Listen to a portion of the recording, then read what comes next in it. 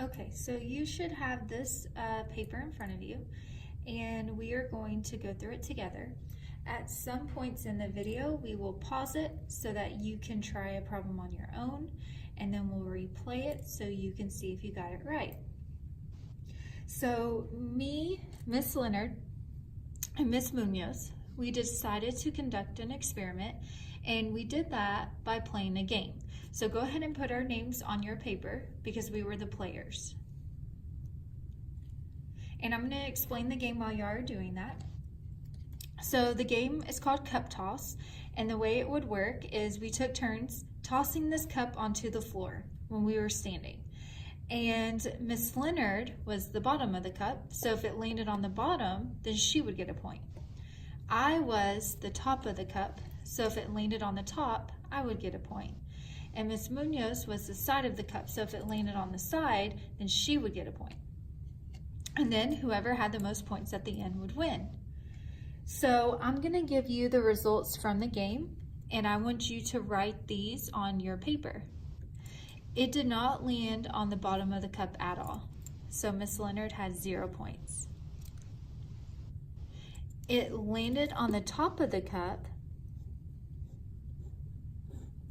5 times, so I got 5 points. And then it landed on the side of the cup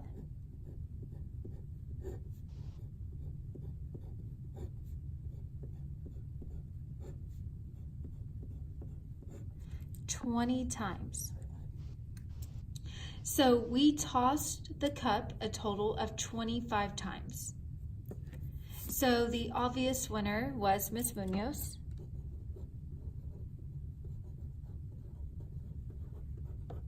And what I want to do is we are going to answer some questions based on the results that we got from the game. So go ahead and make sure you have all of these tallies and the totals written on your paper. Okay, so number 1 says to list the sample space for the game. If you remember from yesterday, sample space is a list of all the outcomes. So all the possible outcomes that this cup could have landed on. It could have landed on the bottom, the top, or the side. So I'm going to list them out with a comma to separate each one.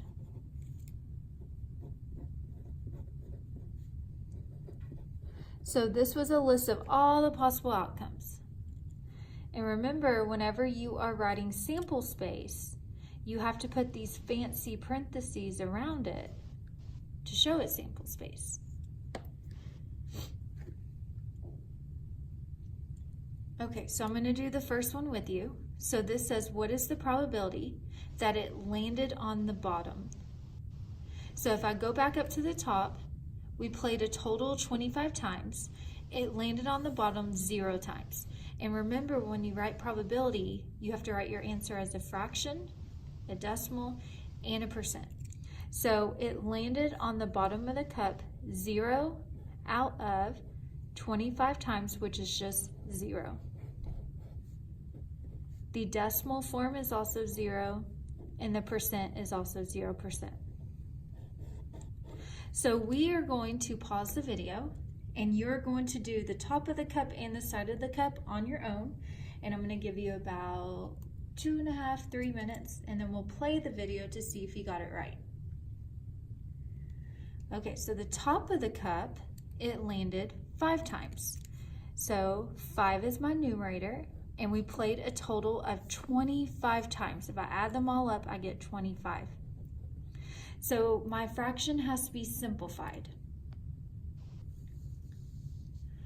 So I know that 5 can go into 5 and 25.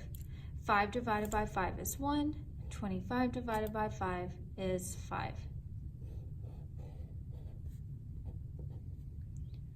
If you do not know what 1/5 is as a decimal, that's okay, because you could have divided it. But you should have gotten either 0.2 or 0.20. And then I'm going to take that decimal and move it 2 times to the right to get 20%.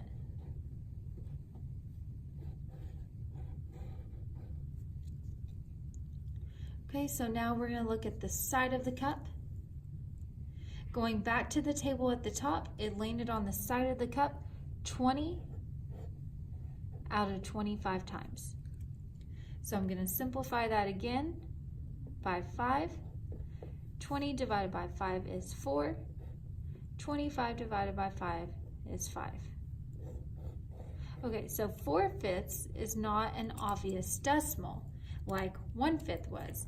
So when you get to this point, this is when you would go off to the side and you would divide to get the decimal.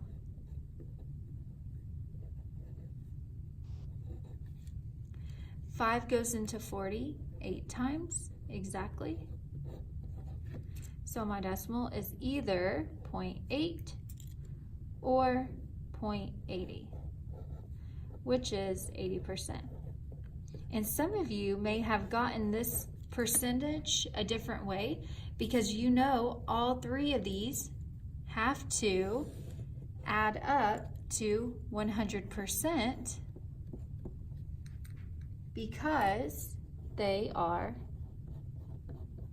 complements. And that's something that we talked about on Monday, what a complement is. It means it adds up to 100%. So you may have seen that 0%, 20%, so you knew if I have 80, that will add up to 100. So if we need to pause the video, we can, just to make sure everyone has this written down, but if everyone is good, we can continue.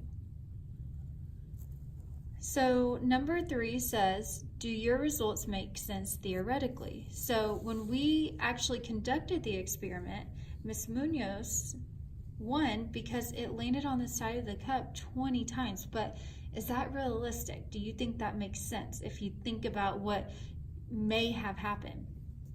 If I go back to what the cup looked like, it does make sense because the top of the cup and the bottom of the cup are harder to land on, and the side of the cup is easier because it has a bigger surface area.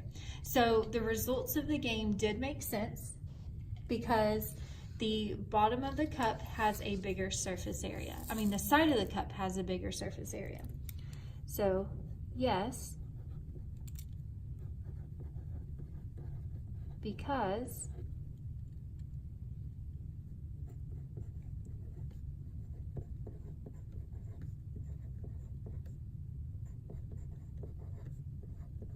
the side of the cup has a larger surface area.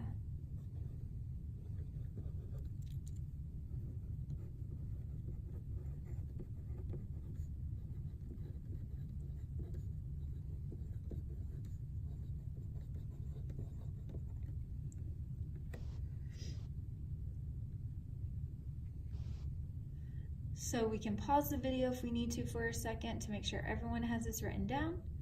But once everyone's good, we can go on to the back of the worksheet.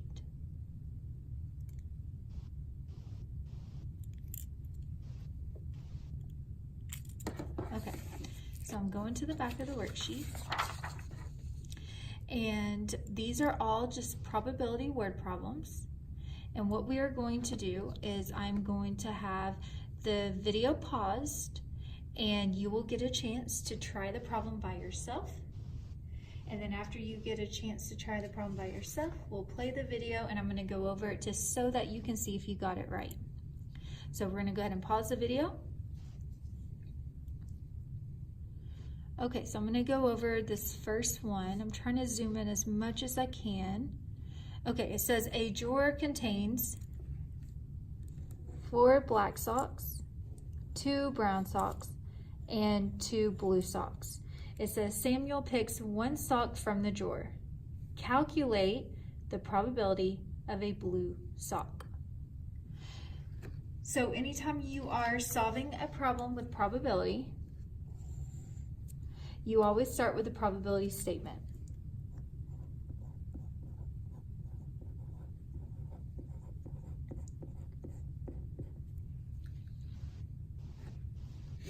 And your answer needs to be written in all 3 ways. First a fraction, then a decimal, then the percent. So on the bottom of our fraction is going to be the total. So 4 plus 2 plus 2 is 8. So there are 8 total socks in the drawer.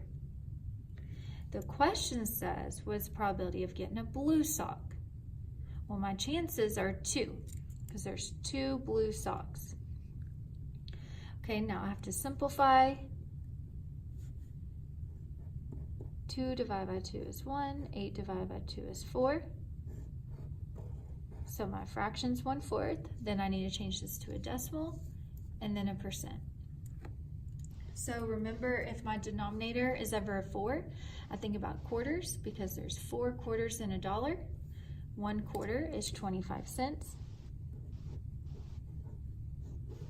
So that would be 25%.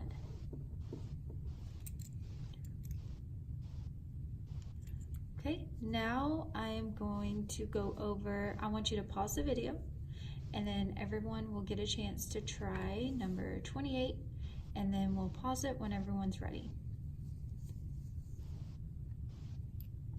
Okay, so it says, and I'm going to make sure I'm doing cubes just like I did up here, circling and underlining. Peter writes the days of the week on slips of paper and puts them in a paper bag. Peter chooses 1 slip of paper from the bag. Calculate the probability, and I don't know if you remember this symbol. We learned it on Monday, but it means not. So the probability of not a weekend. So I'm going to start with that probability statement.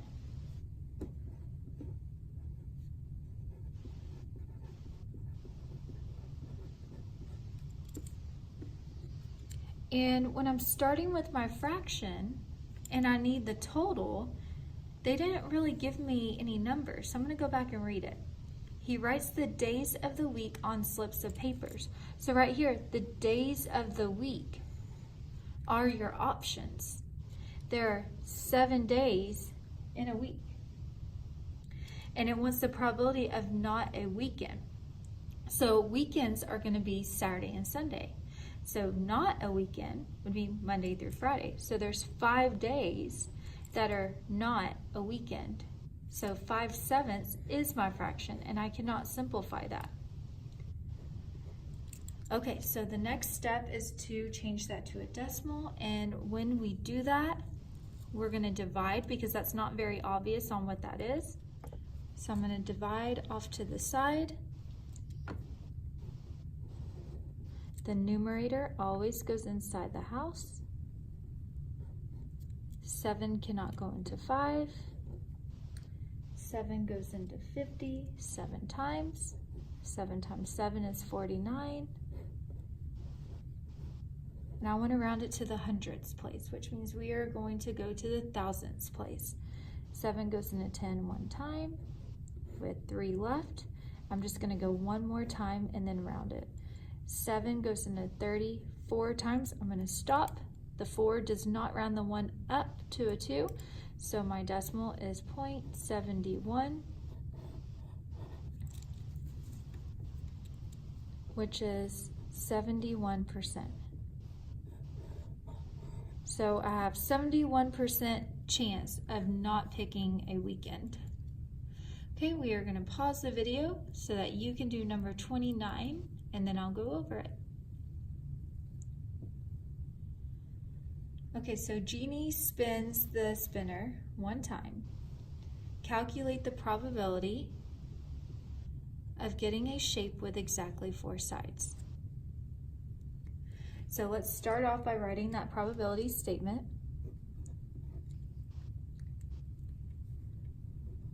So the probability of a shape with, and I'm just going to say 4 sides to make it a little bit shorter. Okay, so on the bottom of my fraction goes the total. So if I go up here, I have 1, 2, 3, 4, 5, 6. I have 6 total options. Now it wants me to find the probability of landing on a shape with exactly 4 sides. So I'm going to put a check in it if it has 4 sides. Okay, so I only have 2 shapes on that spinner with 4 sides. So my chances are 2 out of 6. Now I need to simplify, so I'm going to divide by 2. 2 divided by 2 is 1. 6 divided by 2 is 3. Okay, so my fraction is 1/3. I do need to change this to a decimal. If you do not know what 1/3 is as a decimal, that is okay. You can divide it. But if you do, you will get 0.3 repeating, which is 33%.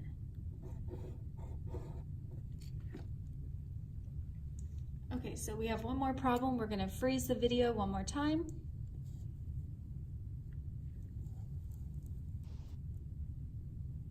Okay, so Javier rolls a number cube one time.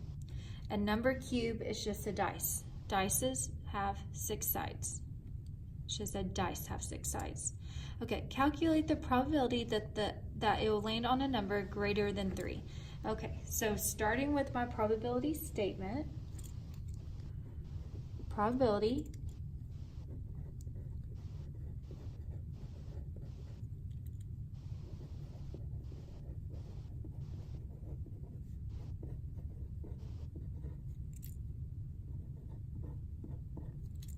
probability of a number greater than 3. Starting with the fraction on the denominator is the total. On a number cube or a dice, it has 6 sides that are numbered 1 through 6. So I have six total options. And it says the probability of a number greater than 3. So just as a visual, I'm going to list out all the numbers that are on a dice.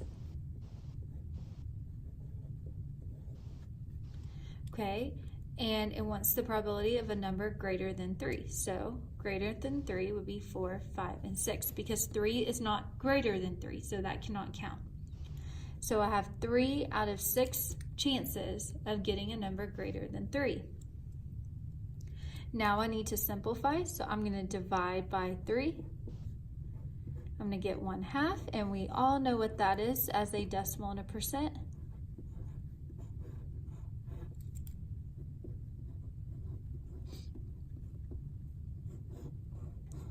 Okay, so this paper just had some examples of word problems that you, just as an introduction to start getting used to finding probability. You will be given your next set of instructions by your substitute, and then this paper is notes, so it does need to go behind the math section of your binder at the end of class when it's time to clean up.